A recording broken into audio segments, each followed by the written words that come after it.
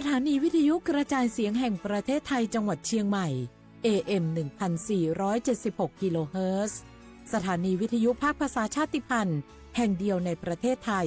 ที่มีความทันสมัยเชื่อถือได้สร้างอัตลักษณ์กลุ่มชาติพันธุ์สู่สากล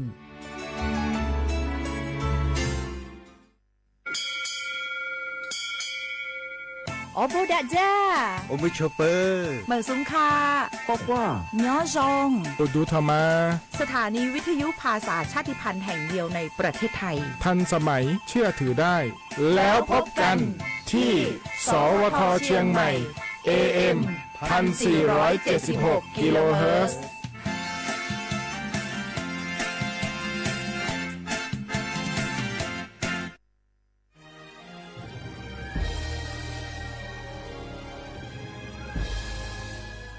เกิดเป็นคนไทยเติบโตบนผืนแผ่นดินไทยจงภูมิใจในความเป็นไทยชาติไทยเรานั้นนับเป็นชาติที่มีความเป็นมาเก่าแก่ยาวนานเรามีภาษา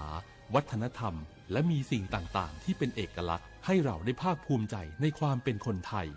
เราควรเห็นคุณค่าและมีความรักชาติหวงแหนแผ่นดินอันเป็นมรดกของบรรพชน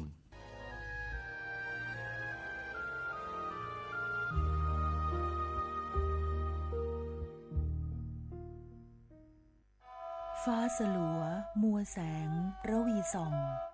นกหยุดร้องวังเวงให้เงียบเหงามองฟ้าวันนี้เป็นสีเทาอกประชาหมองเศร้าระทมสวงด้วยพระราชธิดาพระองค์ใหญ่เสด็จคันไลสู่แดนสวงเสียงร่ำไห้สะท้อนสถานสวงพระเป็นดั่งดวงใจไทยประชาสารคดีแสงเพชรส่องล่าเจ้าฟ้าพัชรกิติยาภาตอนสายทานพระกรุณาสู่ประชาราษฎร์สมเด็จพระเจ้าลูกเธอเจ้าฟ้าพัชรกิติยาภานเรนทิราเทพยวดีกรมหลวงราชสารินีสิริพัฒน์มหาวชิรราชธิดาพระราชธิดาในพระบาทสมเด็จพระเจ้าอยู่หัวทรงปฏิบัติพระกรณียกิจดำเนินรอยตามเบื้องพระยุคลบาทพระชนกนาถในการบำบัดทุกข์บำรุงสุขให้ประสบกนิกรมีชีวิตความเป็นอยู่ที่ดีพระองค์มีพระอัจฉริยภาพโดดเด่นด้านกฎหมายสิทธิมนุษยชนและงานสาธารณประโยชน์ด้วยสายพระเนตรอันกว้างไกลและพระปณิธานอันแน่วแน่ทรงมุ่งยกระดับหลักนิติธรรมไทยให้ก้าวหน้าเทียบมาตรฐานสากลทรงอุทิศพระวรกายทำงานด้านกฎหมายทั้งในสำนักงานอัยการและหน่วยงานยุติธรรมเพื่อคุ้มครองสิทธิของประชาชนโดยเฉพาะผู้ด้อยโอกาสในสังคมในเวทีโลกพระองค์ทรงเป็นกำลังสำคัญของประเทศไทยภายใต้บทบาททูตสันทวไมตรีด้านหลักนิติธรรมแห่งสหประชาชาติทรงผลักดันแนวคิดยุติธรรมที่เห็นคุณค่าความเป็นมนุษย์โดยเฉพาะการคุ้มครองผู้ต้องขังหญิงอันนำไปสู่แนวปฏิบัติที่หลายประเทศยึดถือเป็นแบบอย่างนอกจากนั้นอีกหนึ่งพระกรณียกิจสำคัญคือการบรรเทาทุกข์ผู้ประสบภัยพิบัติผ่านมูลนิธิอาสาเพื่อนพึ่งพายามยากสภากาชาติไทยทรงสืบสานเจตนารมณ์ในการช่วยเหลือผู้ตกทุกข์ได้ยากอย่างใกล้ชิดและพัฒนาระบบการบรรเทาสาธารณภัยให้มีประสิทธิภาพยิ่งขึ้นพระกรณียกิจของพระองค์ล้วนสะท้อนถึงพระเมตตาและความมุ่งมั่นที่จะยกระดับสังคมไทยให้เป็นสังคมที่เท่าเทียมปลอดภัยและเปี่ยมด้วยโอกาสนับเป็นพระกรุณาธิคุณต่อปวงชนชาวไทยอย่างแท้จริง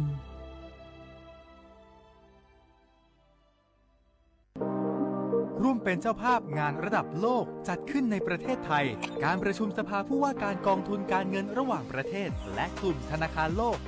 12-18 ตุลาคมณศูนย์การประชุมแห่งชาติสิริกิติ์ด้วยแนวคิดโลกทัศน์ใหม่ของไทยเพิ่มศักยภาพคนสร้างภูมิคุ้มกันในโลกที่ท้าทาย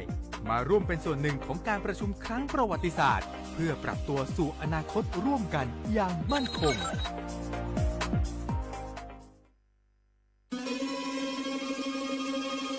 ก้าวสำคัญมาถึงแล้วเจียงใหม่น ครหลวงของล้านนาสู่การเป็นมรดกโลกต่างวัฒนธรรมขององค์การยูเนสโกเมืองที่ยังมีชีวิตและมีประชาชนอาศัยอยู่ร่วมกันวันที่ 3-8 สิงหาคม 2569 นี้สภาการโบราณสถานระหว่างประเทศจะลงพื้นที่ตรวจความพร้อมจังหวัดเชียงใหม่ขอเชิญชวนภาครัฐเอกชนและพี่น้องชาวเชียงใหม่ทุกคนมาร่วมแรงร่วมใจพัฒนาปรับปรุงพื้นที่ทั้ง 5 ประตู 4 แจ่งตามแนวคูเมืองและ 7 วัดสำคัญวัดเจียงมั่นวัดพระสิงห์วัดเจดีย์หลวงวัดพระธาตุดอยสุเทพวัดสวนดอกวัด7 ยอดและวัดอุโมงค์ช่วยกันดูแลให้สะอาดงดงามคงคุณค่าสถาปัตยกรรมดั้งเดิมเพื่อต้อนรับการตรวจครั้งสำคัญนี้ร่วมกันร่วมสนับสนุนเจียงใหม่สู่เมืองมรดกโลกต่างวัฒนธรรมโดยสวท.เจียงใหม่สำนักงานประชาสัมพันธ์ที่ 3 กรมประชาสัมพันธ์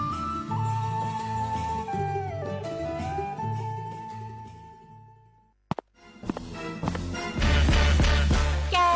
ลองปะกลิ่นหอมเหมือนขนมหวานที่สำคัญไม่เหม็นเอาเปล่าหยุดเลยนะแกรู้ปะว่าในนั้นน่ะนิโคตินเพียบเลยนะนิโคตินในบุหรี่ไฟฟ้ามันทำลายสมองส่วนการเรียนรู้นะแกยิ่งสูบสมาธิยิ่งสั้นความจำก็แย่ลงแถมยังเสี่ยงเป็นโรคปอดอักเสบเฉียบพลันอีกจริงดิแต่ควันมันก็ไม่เหม็นแถมไม่มีกลิ่นติดตัวด้วยโอ๊ยถึงไม่มีกลิ่นติดตัวแต่สารเคมีโลหะหนักเพียบสูบแล้วเหนื่อยง่ายออกกำลังกายหรือซ้อมเต้นแป๊บเดียวก็หอบและเสียสุขภาพหมดอย่าให้บุหรี่ไฟฟ้ามาทำลายอนาคตและสุขภาพของคุณฉลาดเลือกฉลาดใช้ชีวิตไม่ตกเป็นเหยื่อบุหรี่ไฟฟ้าด้วยความปรารถนาดีจากสำนักงานประชาสัมพันธ์ที่ 3 กรมประชาสัมพันธ์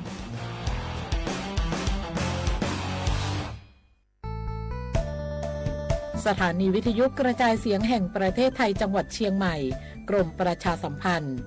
ประกาศรับสมัครบุคคลเป็นลูกจ้างเหมาบริการตำแหน่งพนักงานกระจายเสียงภาษาเมียนจำนวน 1 อัตรา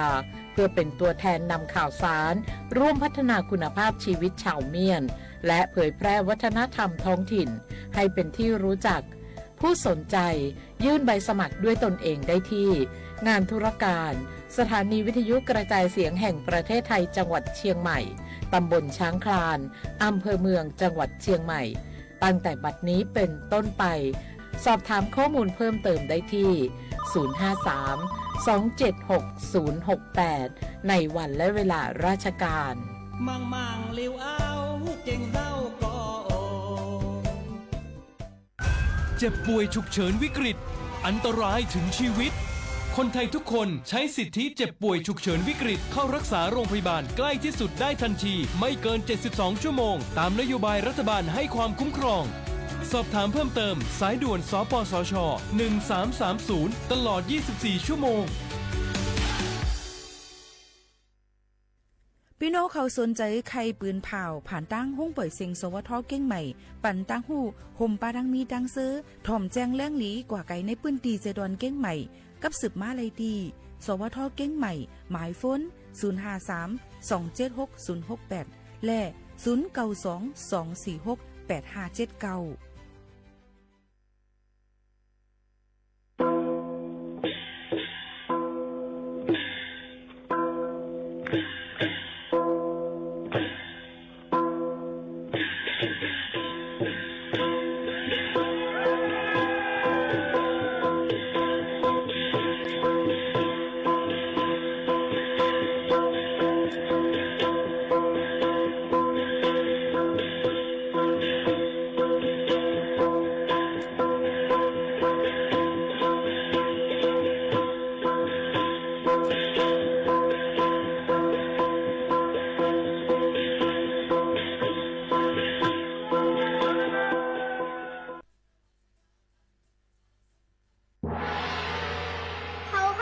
เป็นแห้งเขาแป้งกันเป็นใหญ่เขาหนังกันหักกันแค่สั่งนั้นเขาอยาก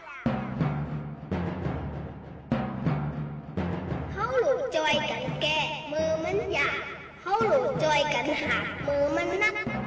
หลูหมอหักกันมือไปตาย โรมอเซร้ายมือไปซุ้ง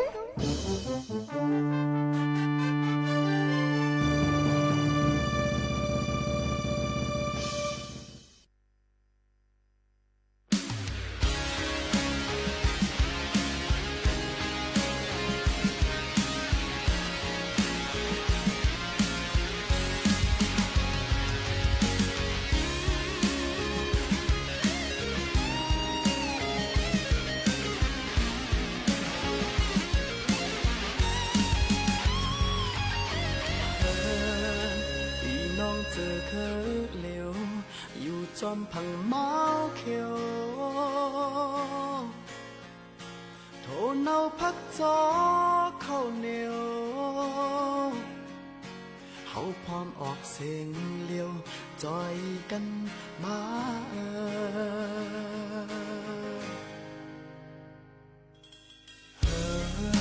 เมื่อในลีเศร้ามองพี่น้องผาดก็ตี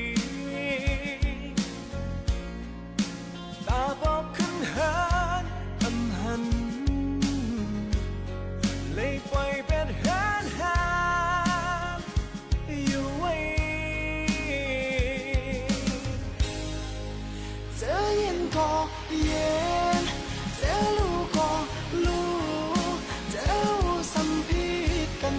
เพิ่นอุ่นใจเฮามีเลย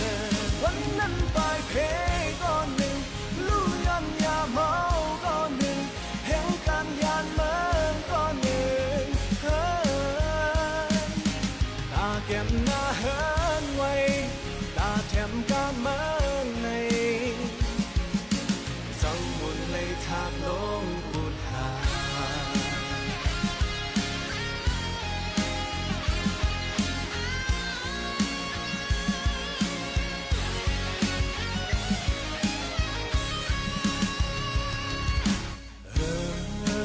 มังก็ออกเหตุการณ์มังก็สู่เมายาอันขึ้นห้องเห็นภายเปิดโอ้เย็นกว่าปีนเปิ้นเดเจ้ามังว่ามือในลีเศร้ามองพี่น้องผาดก็ดีตาปอกขึ้นเฮินอันหันไหลปล่อยเป็ดเฮินหามอยู่ไว้เจอเย็นก็เย็นเจอลูกก็ลูกเจอหูสัมพีกันเฮินอุ่นใจเฮามีเลยวันนั้นปลายเพลงก็หนึ่งลู่ย้อนยาเมาก็หนึ่งเพียงการยานเมืองก็หนึ่งเฮิ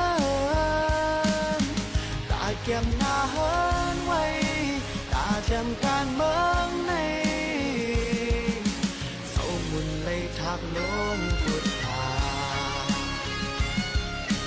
โอ้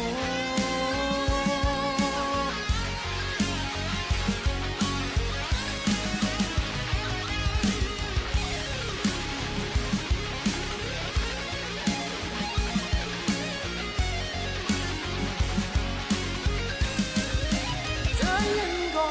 เย็นเจอลูกก็ลูกเจอสัมพีกันเพิ่นอุ่นใจเฮามีแล้ววันนั้นปลายเพลงก็หนึ่งลู่ย้อนยาเมาก็หนึ่งแห่งการยานเมืองก็หนึ่งอาเก็บหน้าเฮินไว้อาเทียมการเมืองในเจ้ามุนเลยทางลงปุดหา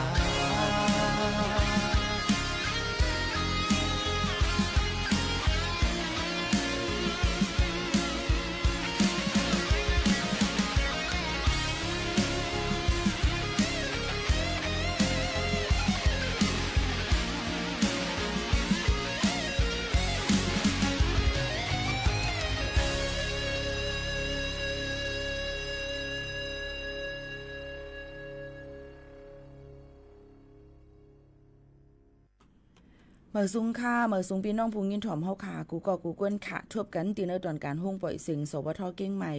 AM 1476กิโลเฮิรตซ์ปืนปล่อยเสียงกูวันๆพอถึงมาข่าวย้ำ10 โมงถึง 11 โมงกลางในกลางค่ำอยู่จอมกันตั้งเขาโมข่าวน้นเป็นอุ้ยก็อุ้ยแซพ่อแม่ปีๆน้องๆเขาทอมอยู่ที่แล้วตั้งไรในก็ต้องตักบอกลาถึงกันไรเอามาติดทอมตั้งเรดิโอออมล้ม AM 1476กิโลเฮิรตซ์ค่ะเอามาติดด้วยตั้งไลฟ์นะคะแฟนเพจ Facebook สวทเก้งใหม่ AM 1476กิโลเฮิรตซ์และตั้งไลฟ์ TikTok เขาค่ะหลายตีหลายตั้งฮุบทุบจำกันที่สวทเก้งใหม่สถานีวิทยุกระจายเสียงแห่งประเทศไทยจังหวัดเชียงใหม่ฐานหน้ากอกับสืบข่าวที่3สำนักงานประชาสัมพันธ์ที่3ตั้งเจดอนเก้งใหม่ตีในนั้นค่ะพบทบจ้อมกันซีนะคะถึงมาข่าวยาม10 ถึง 11 โมงในเป็นตอนการภาษาความใต้ในตอนการเมื่อสุงขะนะคะอยู่จ้อมเขาโมขาวน้นสุภาวันเชื้อสารวินเป็นอุ้ยก่ออุ้ยเซพ่อแม่ปีๆน้องๆเขาจึงหนังในค่ะอ่อนตั้งในนั่นค่ะพ่อแม่พี่น้องเขาค่ะก็ติอ่อนเอาข่าวเงามาฝากเตือนถึงพี่น้องเขาเกี่ยวกับลุยว่าเตมีฝนตกลงมานำในโจกาวงวางในกว่าหลายๆปื้นตีหลายๆอองตีเมืองไต้เมืองไทยเมืองมานเมืองหังก็หลเลยฟังไว้ลองฝนล้มย้อนไปว่ามันเป็นข้าวฝนเสเตเอาในกว่าเตจังมีเตเอาวันที่21ในกว่าเตมีฝนตกหนำค่ะฝากฟังไว้ปันจะซื้ออันพี่น้องเขาเตออกตาไปตั้งกว่าเซนตาสายตั้งตั้งไหลในก็ให้รถเพลเลยถ่อมด้วยข่าวเงาเฮาคึดตั้นอยู่ตาเสในนั่นเอามาฝากตวนจุถึงพ่อแม่พี่น้องเขาเจอดังไหนเกี่ยวกับไปลองข่าวเงาลองฟิงฟ้าราศีอันเปิ้นล่ำคาดไว้นั่นในค่ะพี่น้องเขาค่ะกำได้มาถ่อมตุ้ยเทียงอันนึงในนั่นค่ะพี่น้องเขาเป็นข่าวเงาอีสังหลาในนั่นค่ะเป็นข่าวเงาเกี่ยวกับไปลองวัดไว้พี่น้องเฮียงการหยันเมืองเขาแก้มผู้คานปากจอมพ่องหลงเขาหมอกลัดถึงว่าย้ำพ่องตะเหลวจอมจึงดังเมืองจึงไทยควักปันข้าวยามเนี่ยค่ะข้าวยามตอนตาเฮ็ดวัดไว้เฮียงการหยันเมือง3จึงเมืองต่อถึงปี2-5ปากปลาย70ในนั่นค่ะเมื่อวันที่19เดือนธันวาคม2ปลาย26นั่นร้อยเอกหญิงพัดดารัตน์เนี่ยค่ะทองสลวยกรเนี่ยค่ะเอาแก้มผู้คานปากอันอยู่ที่จอมจึงดังเมืองจึงไทยหมอกลาถึงว่าย่ำพ่องตะเหลวจอมหนังปักเปิงหมายมีมือวันที่14เดือน7ปนมานั่นได้เลยหันว่าควักเตอข้าวยามปั่นพี่น้องเฮียงการยันเมืองอันลูกมาตั้งเมืองโฮมตุ้มเมืองมานเมืองลาวเมืองเวียดนามให้อยู่ตั้งเมืองจึงไทยกว่าเมนลองโจข้าวและเหตุการณ์กว่าต่อพอถึงวันที่11เดือน12 2-5ปากไป70ว่าหนังหื้อปอเตยุกมุนลองการไปหมักมีและลดย้อมปัญหาลองขาดก้นแห่งการเนอห้องการเหตุการณ์เจ้านั้นเลยสังในกอบนั้นแลเมื่อติเตมันเดียวก็ไว้ขวางเหตุการณ์แห่งการยันเมืองกำน้ำนั่นก็เตรียมหมดมือปลายปี2-5ปากไป69ในก้วยกาว่าย่ำไปมีลองการควักปันข้าวยามมันเสียเตจังที่ได้แห่งการจุ่มในเนี่ยค่ะขาดลองอยู่เศร้าทางในเซเลกอบนั่นแลหนังคือป้อเตมีลองตื้อตั้งให้อยู่ง่ายลมเจอกว่าในนั่นเป็นก็ควักปันข้าวยามให้อยู่กว่าต่อพอถึงเดือน12ปี2-5ปากไป70ว่าจึงหนังในค่ะตอนแต่ออกปันวัดไว้แห่งการเสริมจึงในค่ะเนาะพี่น้องเขาค่ะยก็ย่ำพองแต่เหลวในค่ะหลายๆฝ่ายก็ยังตึกคัดเจอเปลี่ยนไปเรียกไล่ลองโครงสร้างเฮ็ดออกปันวัดไว้และใจเทคโนโลยีดิจิทัลตอนแต่ได้ครึ่งปองให้สร้างดูรวมด้วยถึงพี่น้องแห่งการให้ถูกแม่นจอมหนังปักเปิงหมายมีลดยอมปัญหาการหลักเขาเมืองจอมหนังเปิงอันพิษพักเปิงหมายมีเจ็มเสื้อในค่ะออกกอบนั้นลองตั้งเสื้อในก็ควักเตอร์ปันข้าวยามเสื้อหนังไหนในนั่นค่ะก็เอามาฝากเตือนตัวถึงพี่น้องเขากอบนั้นแหละย้อนเหินนายจางองตีเหตุการณ์เนี่ยค่ะติดตามเนี่ยค่ะข่าวเงาผ่านดังกรมการจัดหางานเนี่ยค่ะที่เว็บไซต์ www.doe.go.th ในนั้นค่ะยก็หมายฝนฮิปเน็ตกระทรวงแรงงานที่1506 next 2ตอนตาเตเฮกังยก็หนังคือประเด็นยาก้นหยอกเลียนนั่นในนั่นค่ะอันนี้ก็ออกมาฝากตวนจูถึงป่อแม่พี่น้องเขาเกี่ยวกับเลยลองวัดไว้และเป็นควักปันข้าวยามวัดไว้แห่งการยันเมืองเขากว่าแทงต่อถึงปีเดมาเหลือน12 2เฮงปลาย70ในนั่นค่ะพี่น้องเขาอันนี้ก็เอามาฝากตวนจูถึงป่อแม่พี่น้องๆเขาจึงหนังไหนค่ะเที่ยงรองนึงในนั่นค่ะพี่น้องเขาเตเลยหันว่าพี่น้องยางค่ะพี่น้องยางตุกย้อนลองตราเพ่งเป้งปันแห่งการปังจ้างอัญญาติยอบปอดทุบแหมห่าวเฮียงนั่นมือวันที่20เดือน7 2เฮงปลาย26ค่ะยามกลางใน10 โมงพี่น้องเฮียงการอันเหตุการณ์ที่ปังจ้างตั้งแม่แตง7วันเก้งใหม่เมืองไทยนั่นอ่อนกันมาจู่กันตีนาห้องปลิกหารผู้ทอนเวงเก้งใหม่ เสแลทุกย้อนเฮามีลองตราเพ่งเป้งกันไหนค่ะปันทุนอีอาศัก36ปีอัญญาเจ้าหน้าที่ไทยเขาตียอบปอดทุบเสแลเลยมาเจ็บเฮาแฮงไว้ในค่ะออกนางสุตาไอศัก37ปีก็เป็นแม่นางทุนอีเจ้าเคยยังเหลียงอีป้าตั้งบูปีจุ่มนองแลเฮียงการตีปังจ้างเมแตงเขาเฮียงการมีหมอกหนึ่งปากปลายยิบตั้งป้ายอันเตียมไม่ว่าเฮาทุนอีเลยปอกมาขึ้นไว้ในอย่ามีลองแจกเพเฮียงการยันมึงก็เป็นก้นเหมือนกันกุ้ยในนั้นค่ะให้มีลองตราเพ่งเป้งเจิมเจอนั่นเสียแล้วทุกย้อนป้าเฮาเจ้านาตีเขาตียอบเอาตั้งพิษปันก้นอันเฮ็ดให้ที่ทุนอีเลยมาเจ็บเฮาแห้งนั่นไหนนั่นค่ะอ้อในก็ภายตั้งเป็นแม่นางใจทุนอีนั่นก็ให้ต่อผู้สื่อข่าวเสียลัดว่าทุนอีในเป็นก้นหาเล็งลูกล่างนางมีแหละบ่แม่ตั้งเฮือนมือมันเลยกว่าเจอเป็นกว่าเจิงไหนนั่นไหนก็ตั้งเฮือนก็มีลองกินเจอเต้ๆป้าเจิมกายยดยาตูผู้มันแลกาเจอจากนะเฮือนก็มีลองหยับผู้มันเป็นก้นหลีมีตั้งพิษสังแลเฮ็ดให้ต่อกันพอถึงฐานในนั่นค่ะเนาะก็นั่นแหละปนมามือวันที่14เดือนธันวาคม2แห่งปลาย26นั่นทุนอียากลจุ่มหนึ่งลาดว่าเป็นเจ้าหน้าที่เสตียอบต่างก้ากว่าตั้งกลตั้งหลดขึงตีนาห้องเฮียนดุกอ่อนเล็กหวานกึดจ้างแม่แตงนะคะมันใจสืบฟ้นลาดว่าญาติยอบก้วยกาลาดไปสุดเอาสายมันขาดกว่าแปดก้นวานกำพองก็เลยหันปืนเอาตั้งพิษมันเสเนี่ยค่ะไว้นั่นก็กับสืบก็อ่ำไหลเอาแทงว่า1ก็จังกว่าทั่วผันมันใจมีห้อยเจ็บดีก็หูแลมีเลือดไหลมาจอมคูหนังหูและซบล่มลืมตูในกล่องเยอะยะหิมเสียนตั้งปังจ้างปังไม่เตียงหลุดขึงมันก็แปดไว้หิมตั้งย่ำเดียวเลยเข้าห้องยาห้อง ICU ยังไปคู่ตูไหนนั่นค่ะออกนายจ้างอ่ำนั้นก็ไม่เลี้ยงเขาก็กว่าตึงลัดเจ้าหน้าที่ไปอ่ำก้าปืนเผาว่าพะฮู้จักกวนให้ตีปันสู้เงิน50,000 วัตว่าไหนค่ะย้อนเปิดสื่อข่าวออกมากว่าหลายๆตีถึงมาวันที่19ปริหาร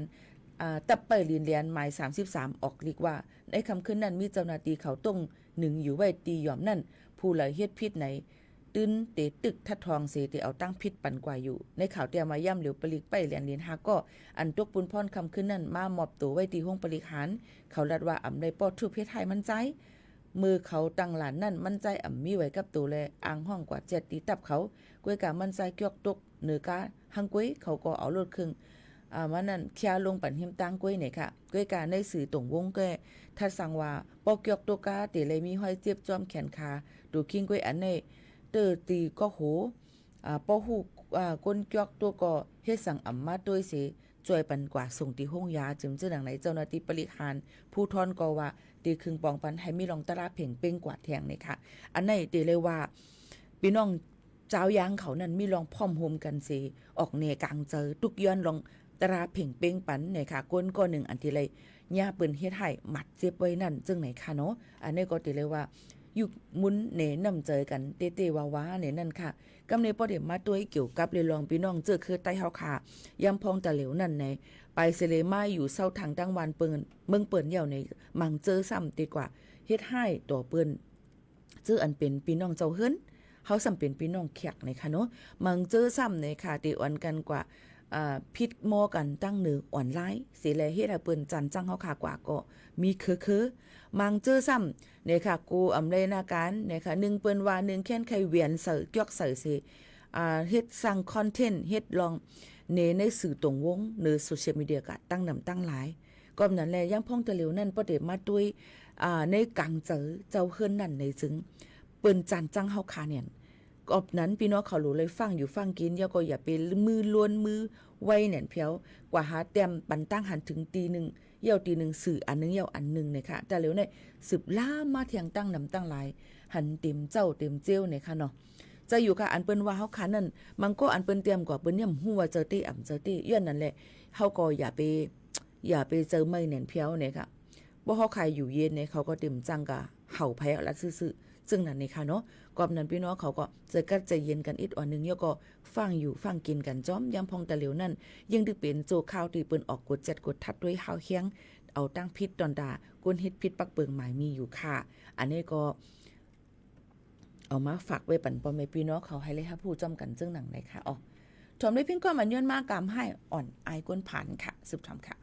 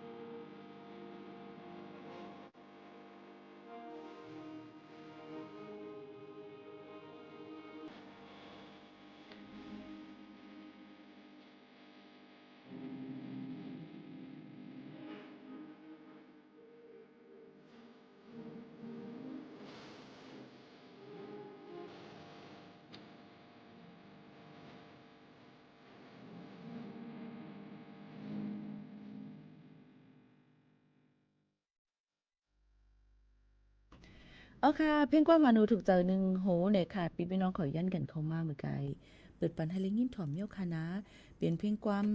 กำให้อ่อนอายก้นพันเนี่ยค่ะโมหนุ่มใส่ห้องไว้เนี่ยค่ะฝากตวนจนถึงพี่น้องเขาจะเจออันย้อนกันเข้ามาจอมในนั่นค่ะฝากตวนจนถึงกันซึ่งหนังไหนค่ะอันนี้เฮามาด้วยแทงในนั่นค่ะถ่อมด้วยเกี่ยวกับลุยลองว่าย่ำพงตะเหลวนั่นเนี่ยค่ะเนาะเหมือนดังเจดอนเก้งใหม่เนี่ยค่ะภายลองรูลอมด้วยถึงลองอุปเปิงลองมันกึ้มข่าวอันก้นเมืองกรมการปกครองเขาเนี่ยก็ตั้งใจตอนเก้งใหม่ก็เปิดปันในตอนการหอมฮักหอมใจแก้ไขสถานะจีเจียงใหม่หรือเลยลัดกำเมืองปลายในของเปิ้นเตรียมมาจังนั้นเนาะลัดความต่างอันรู้สำแล้วเนี่ยนะก็เดี๋ยวเลยว่าเมื่อวันที่17เดือนธันวาคม2แห่งปลาย26นั่นข่าวยำเกามองกึ่งอองตีอุทยานหลวงราชพฤกษ์เจดอนเก้งใหม่นะคะก็เตมีนายณฤชาโคสาศิวิไลนะคะอธิบดีกรมการปกครองเป็นรองโหนาเปิดลองมอบอับปันแกลิดปัญหาเกี่ยวกับเลยลองสถานะนะคะลองก้นเฮียงการลองลูกอ่อน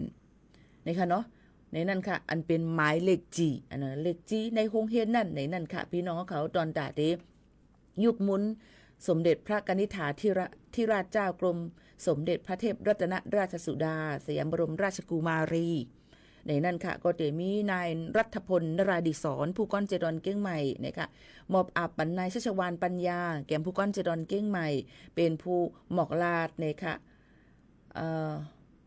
เป็นผู้หมอกลาดในห้องหับนะคะ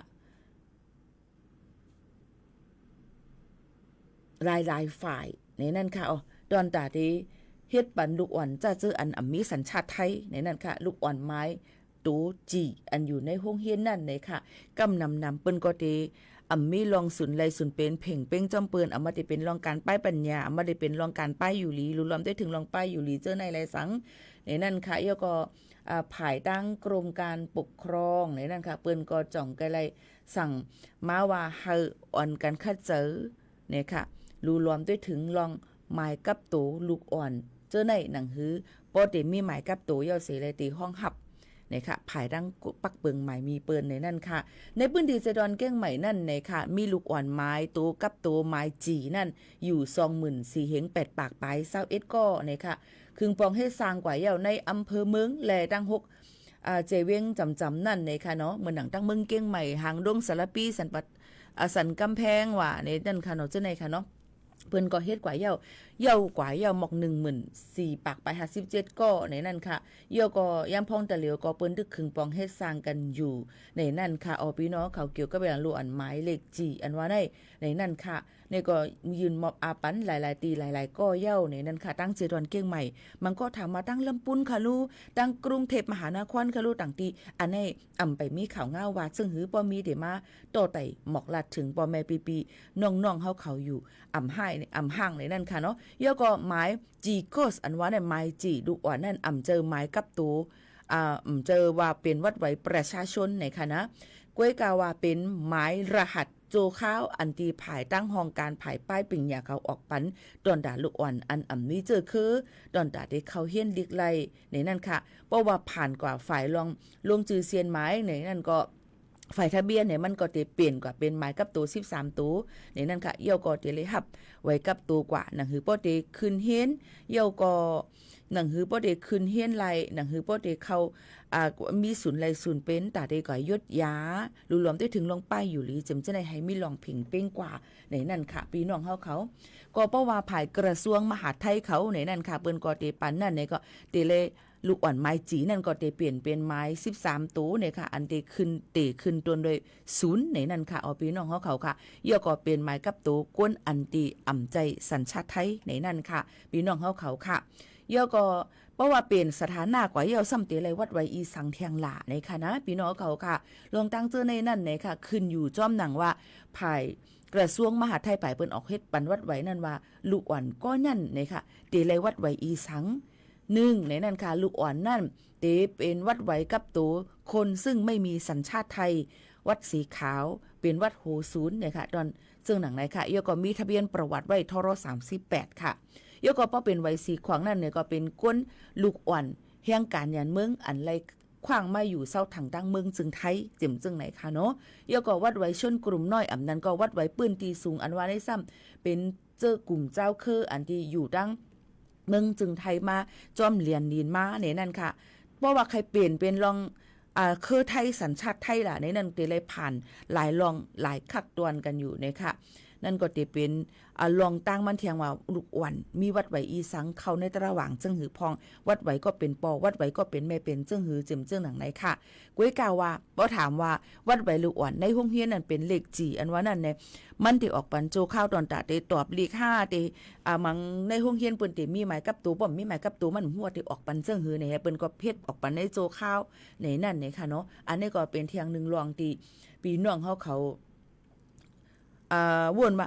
เฮ็ดปันวัดหลวงในห้องเฮียนจะไว้ไทยกำเดียวในเจอค่ะนะไปเจอในนั่นค่ะมันจะเป็นจ้อมหนังคักตอนมันนั่นในนั่นค่ะยังตึงมีแทงตั้งนำตั้งหลายที่อยู่ในคักตอนที่กด7กดทัดด้วยว่าลูกอ่อนจะเจอกลุ่มเจอในนั้นมันเตเลยวัดไว้อีสังย่อก็เตเลยออกปันจึงหือเต็มจึงหนังไหนค่ะหนังหือโปเตแกลีดปัญหากว่าเลยลองตั้งอันถูกแม่นย่อก็มีลองเตียดต่อเกี่ยวกับไปลองการเตเอาลูกอ่อนตั้งเมืองมานเฮาขามาในมาตันตะเตเลยวัดไว้เจ้าในซื้อกันเฮมันก็มีจื่ออันเดียวเหมือนหนังน้องจามหอมนี่แหละน้องจามหอมนี่แหละเรามีเป็น10จื่อหมายกันอันเดียวกันเจ้าไหนเฮมันจะมีการ มวนเงินไต่คงไต่โต้กันเจ็มเจิงหนังเลยค่ะลองตั้งเจอในก็มันตีเลยว่าหลู่เลยฟังกันไว้จอมไหนค่ะเกี่ยวกับลองในอันคามาลัดในเป็นตั้งเก้งไฮ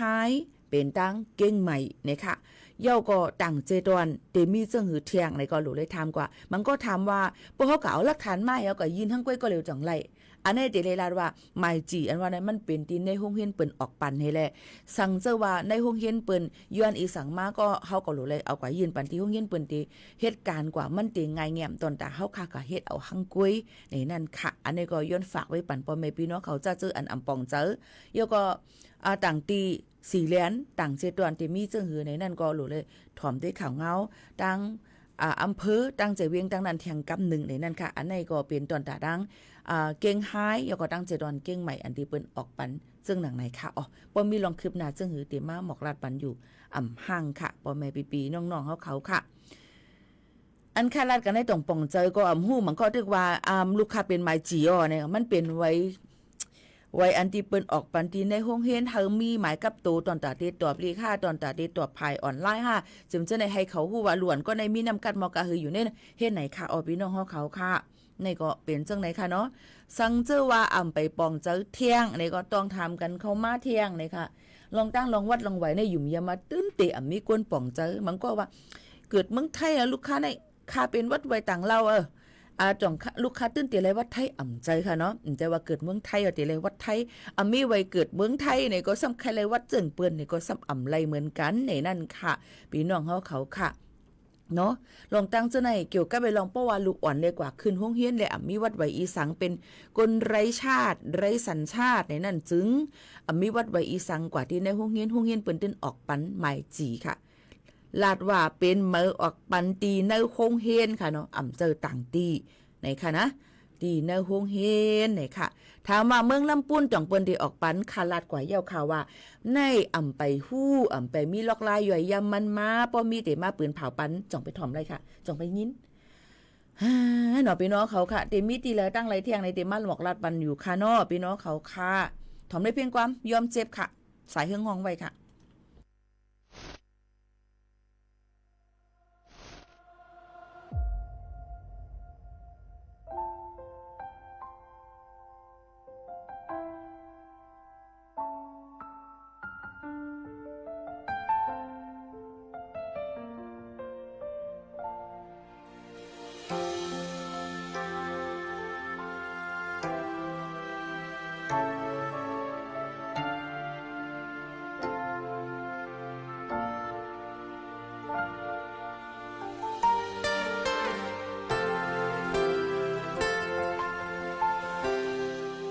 khăn mơ ai yêu nếu cầu này buồn ta mơ pan tang sư lại tìm thôn cầu yêu yami tăng phiết nếu kỳ càng mơ tăng cầu này bự thương má khao yam mơ này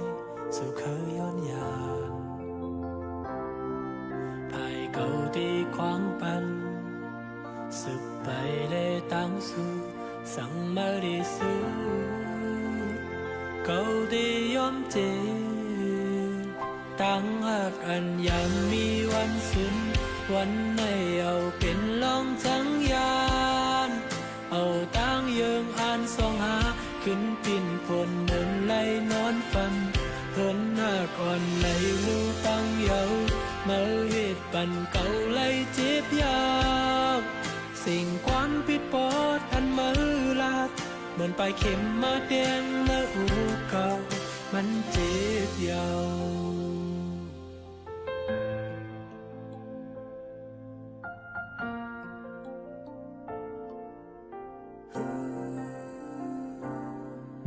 khăn mơ ai yêu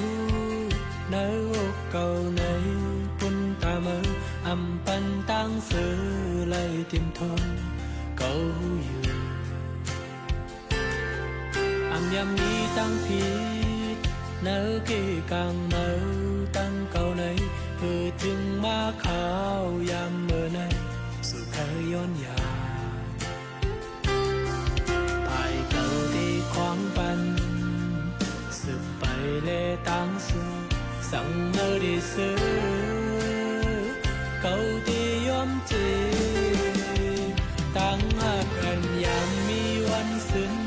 วันในเอาเป็นลองทั้งยานเอาตั้งยงอันสองหาขึ้นปิ่นปนเหมือนไหลนอนฟันเพิ่นหน้าก่อนไหลลูปังเยาเมาเหตุปันเก่าไหลเจ็บยาวสิ่งความผิดบอดอันมือลาดเหมือนไปเข็มมาเต็มในหูเก่ามันเจ็บยาว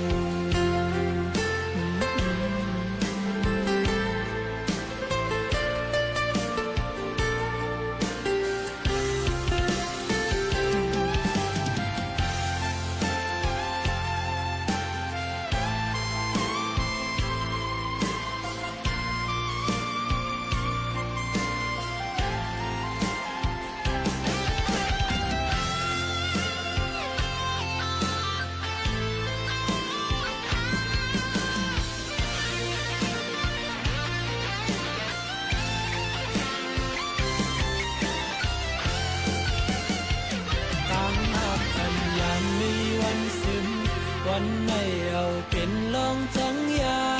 นเอาตั้งเยิงอันสองหาขึ้นปิ่นกลบนไหลนอนฟันบนแหกอ่อนในลือฟังเยาเมาเหตุปันเก่าไหลเจ็บยาวสิ่งความผิดพลาดอันมือลาดเหมือนไปเข็มมาเด้งในโอ้เก่ามันเจ็บยาว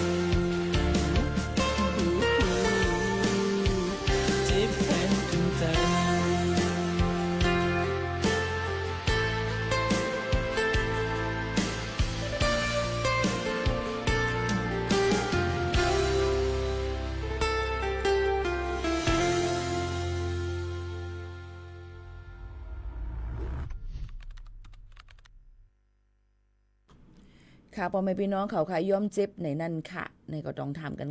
เขามาก็ย้อนมาฝากปันให้เล็กยินถ่อมจ้อมกันยาวในนั่นค่ะเกี่ยวกับไปลองวัดไว้ในนี่ค่ะพี่น้องเขาค่ะหมายจีอันว่าในเปิ้นที่ออกปันที่ในโรงเรียนกุ้ยเจอที่ในโรงเรียนกุ้ยนี่นั่นค่ะเนาะโยก็ประวัติเป็นไปหลายๆต่างรองต่างอันในอยู่ที่ว่าที่โรงเรียนนั้นเปิ้นยืนต่างย้อนปันลูกหลานเฮาค่ะจึงหือพองเจิมจึงหนังไหนค่ะอ๋อพี่น้องเฮาเขาค่ะอันนี้ก็ย้อนฝากปันข้อถามบางอันมันกว้างค่ะเนาะพี่น้องเขาค่ะ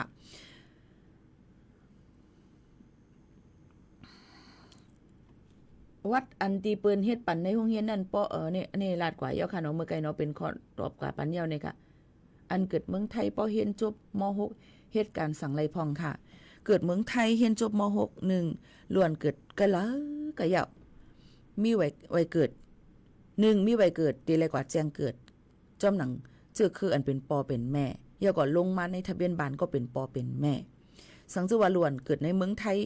มีไว้เกิดปอแม่เป็นต่างดาวเป็นแห่งการยานเมืองในจึงล้วนก็จะเป็นผู้ที่ตามก็เป็นปอเป็นแม่ใครเห็นจบจันจุมคูดอกเตอร์ลังกะเย้าสังเจอว่า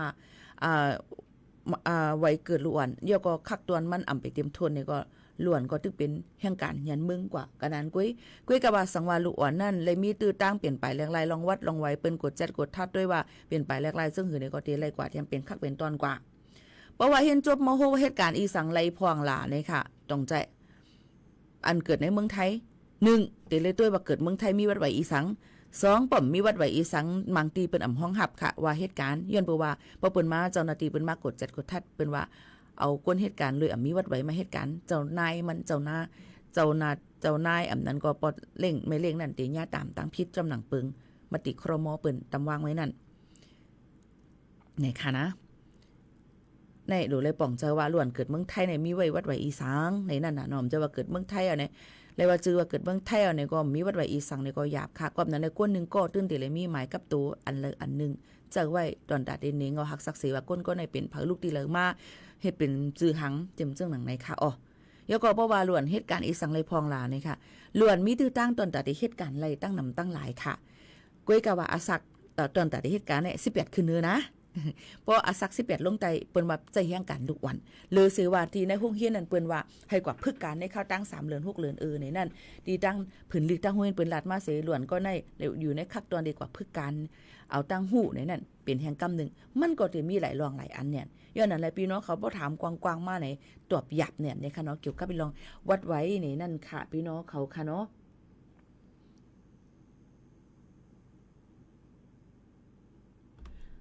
ลูกตั้งโผมีวัดไทยเฮายามเฮ็ดพาสปอร์ต CI ไว้กับหมดอายุเยาว์ลูกตั้งโผมีวัดไทยยามเฮ็ด CI บ่ยามเฮ็ด CI เนี่ยก็สู้ก็กว่าเอาปรับคำเมืองมาเฮียสู้ได้กว่าเฮ็ดวัด10 ปียำไรค่ะยังเพราะว่าสู้มี CI ลายนิ้วมือสื่อนั้นมันตื่นออกขึ้นมาว่าสู้เป็นคนต่างจึงมึงสู้ได้กว่าเฮ็ดวัด10 ปีเตฮือก็ไลวัด10 ปีในมันเดไลมีลองสำรวจออกกฎจัดกฎทัดด้วยจำหนักคักตอนเปิ้นนี่ค่ะก็นั้นอันไหนอย่าไปวนมาสุดได้ไลวัด10 ปีก็เปิ้นลายนิ้วมือสื่อมันออกไว้อยู่เยาหรือสิว่าเปิ้นหยอกคายมันสู้อันไหนล่ะซื่อๆก้วยกะสู้ลูกวัดไทยโผเป็นวัดไทยสู้เป็น CI สู้ก็เมืองเฮ็ดปรับคำเมืองหมันสีเหลืองย่อก็กว่าย้อนไว้รับรองความโสดย่อก็จดทะเบียนกันตั้งโผย่อก็ให้โผจ่ายกาขวัญปันเฮากูปีย่อก็เฮาเนี่ยอย่าไปเฮ็ดการทั้งให้เขาลุ่มล้าเฮาไล่เฮ็ดการจำหนังคักตอนเปิ้นนั่นในจึงอำหึงอำนานสู่ได้ไรวัดไทยจอมโผและลูกเป้าเปิ้นตรวจ DNA ป่ะจังไหนค่ะย้อนนั้นชูอย่าไปวนว่าล้วนมีไว้ไทยโผมีไว้ไทยสุดก็เอาไว้10 ปีไรค่ะก้อยกะง่ายๆให้จดทะเบียนสมรสกันนี่นะอันนี้มันเตียงง่ายกว่าในนั้นค่ะพี่น้องเขาค่ะอันนี้เป็นเกี่ยวกับไปลองวัดไว้อันนี้เนาะปอแม่มีCIลูกก็เลยพูดที่ตามจำปอเป็นจอมแม่ค่ะล้วนจังไรต่างอันค่ะเนาะหรือเสวาล้วนเฮียนในโรงเรียนหามีลองเหตุการณ์ลีปันในโรงเรียนจังหือพองเฮียนหลีมันได้มีคักตอนหลายอันไหนตอบกว้างๆตอบอำไลตอบกว้างๆถามกว้างๆมันตอบอำไรให้มันแตกโตค่ะย้อนป่องเจอย้อนให้ป่องเจอบันจ้อมค่ะนะพี่น้องเขาค่ะเกี่ยวกับไปลองวัดลองไว้ในคะแนนก่อนเนาะถ้ามาตั้งนำตั้งหลายนะคอบ่แห้งอ่ะสุบันเนาะพ่อเรียก8ป้อหมาย8นะอยู่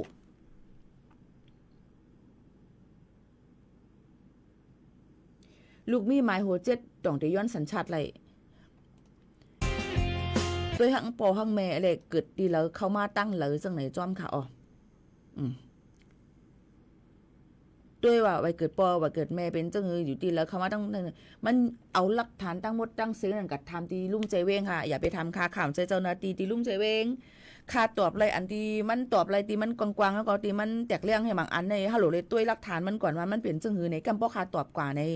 มันแม่ในก็มาติพิษอย่าไปยุ่มคาตั้งหมดเอาหลักฐานกับหักศักดิ์ศรีนั่นเสียกว่าต้องถามตีลุ่มอำเภอนั่นเตเตอร์แคมลีเลเซเปิลในนั่นค่ะปอแม่ปีน้องๆเขาค่ะเมื่อสุงค่าป้อจดทะเบียนสมรสในจองโลมัดปองติดมันเคยกว่าไกลเหมือนในข้าวย่ำกดเตมดเนี่ยค่ะ1ป้อเฮาเป็นไว้เมืองมาน1ตอนตาเตเฮ็ดพาสปอร์ตนั่นเฮาตื่นเตเลยมีมัดปองตินอยู่ยาวค่ะ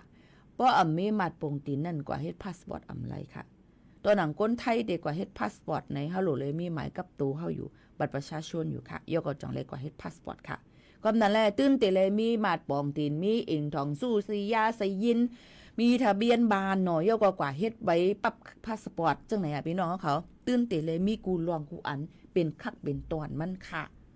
ยกก็เพราะว่าเตก็เฮ็ดจังนั้นดองใจก็ตื่นเตเลยมีป้อมมีตีคือละป้อมมีหมายมัดป่องตีนทำตีให้ไก่เฮ็ดเป็นพาสปอร์ตค่ะล่ะมันหลูเลยเอาหมายกับตัวมาซึ่งคือค่ะล่ะอันนี้หลูเลยกูมีเขาพี่น้องเขาค่ะเนาะอันนี้ตีเลยเฮ็ดค่ะย้อนถามค่ะยามจดทะเบียนสมรสกันตำหญิงไทยเยาก็แปดกันกว่าเยาติปอกมาเฮ็ดพาสปอร์ต MOU ได้ไหมยามจดทะเบียนจอมอันนี้เป็นก้นเอาเป็นตัวตังตัวเป็นก้นใจของใจเป็นก้นไทยเฮาก็ตื่นเต้นเลยมันกลมหันเป็นหางเพราะว่ายามจดทะเบียนกันก็แปดกันกว่าก็สู่ถางว่าก้นใจเตเลยป้อมีไทยเอาสุดเลยวัดไทยจอม่ำไรค่ะตื่นไรค่ะเนาะหรือให้ผู้หญิงเนาะก็นั่นแหละมันตื่นไรสัญชาติไทยเอาอะกลใจนะกลใจกับจดทะเบียนจำคนไทยมันตื่นเป็นสัญชาติไทยอยู่แล้วค่ะก็นั่นแหละมันเป็นทางค่ะนะอันนี้เนาะอันที่ข่าวๆมันก่อนซึ่งไหนค่ะเนาะ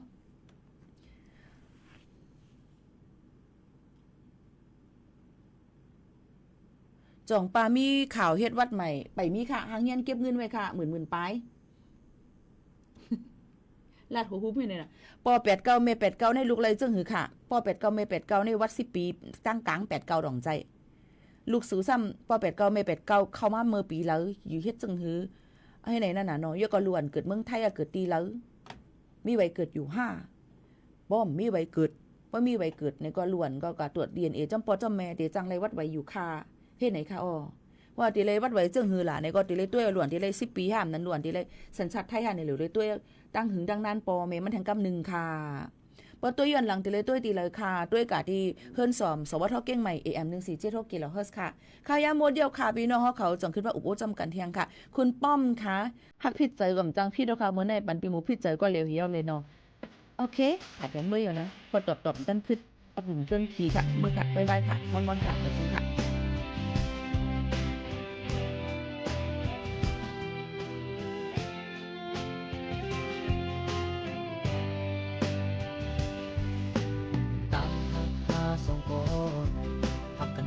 ก็หูใจคุยกันหาเลยสายัดน้ำอำอมกันมาความหักเธอละปูนสุกก็อยากดูเปลี่ยนเพถึงใจมันเหมือนฟ้าส่องดังหักกันอยู่วันก็อย่ามันอำมีตาคอยสู้น้ำพัดหาก็เจอมันโยทุกทีต้องอยากสู้เมื่อคุณให้อันอำเป็นให้ดีอยากดูมันปวดทางในไทยเลยโยตอนนี้ในตั้ง15 เดือนปีตั้งหักแค่ตั้งไว้อาบุญเธอใจกุยโอนอน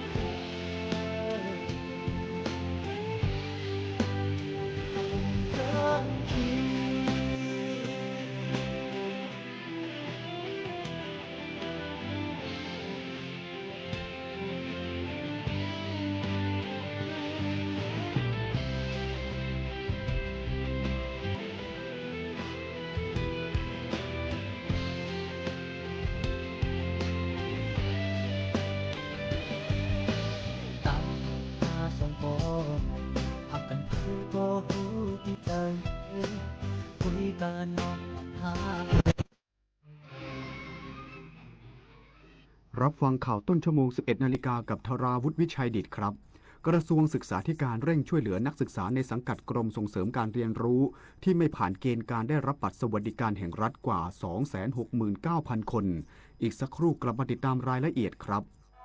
ฟ้าสลัวมัวแสงระวีส่องนกหยุดร้องวังเวงให้เงียบเหงามองฟ้าวันนี้เป็นสีเทาอกประชาหมองเศร้าระทมสวงด้วยพระราชธิดาพระองค์ใหญ่เสด็จคันไลสู่แดนสวงเสียงร่ำไห้สะท้อนสถานสวงพระเป็นดั่งดวงใจไทยประชาวัฒนธรรมไทยคือพลังที่เชื่อมอาเซียนจากรอยยิ้มอาหารดนตรีและประเพณีสู่การเรียนรู้แบ่งปันและเติบโตไปด้วยกันการท่องเที่ยวสร้างมิตรภาพศิลปะเชื่อมความเข้าใจและความหลากหลายคือหัวใจของภูมิภาคนี่คืออัตลักษณ์ร่วมที่ทำให้ไทยและอาเซียนก้าวไปข้างหน้าอย่างยั่งยืนอาเซียนสังคมเดียวกันก้าวไปด้วยกันคุณหมดเงินไปเท่าไหร่กับน้ำเปลี่ยนนิสัยที่ทำลายสุขภาพแล้วคุณพลาดโอกาสกอดคนที่รักไปแล้วกี่ครั้งเพราะฤทธิ์น้ำเมา วันเข้าพรรษานี้หนูไม่อยากได้ของเล่นชิ้นใหญ่แต่อยากได้คุณพ่อคนเดิมที่แข็งแรงกลับมาค่ะ30 กรกฎาคมนี้วันเข้าพรรษาและวันงดดื่มสุราแห่งชาติร่วมลดละเลิกเหล้าเข้าพรรษาคืนความสุขให้คนที่คุณรักโทรฟรี1413สายด่วนเลิกเหล้าไม่ว่าจะวันไหนเทศกาลอะไรเราอยากให้คุณมีความสุขกับการเดินทางอย่างปลอดภัย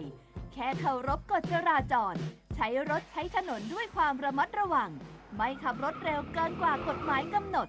ดื่มไม่ขับโทรไม่ขับสวมหมวกนิรภัยคาดเข็มขัดนิรภัยและมีน้ำใจกับเพื่อนร่วมทางเพื่อลดความเสี่ยงการเกิดอุบัติเหตุทางถนน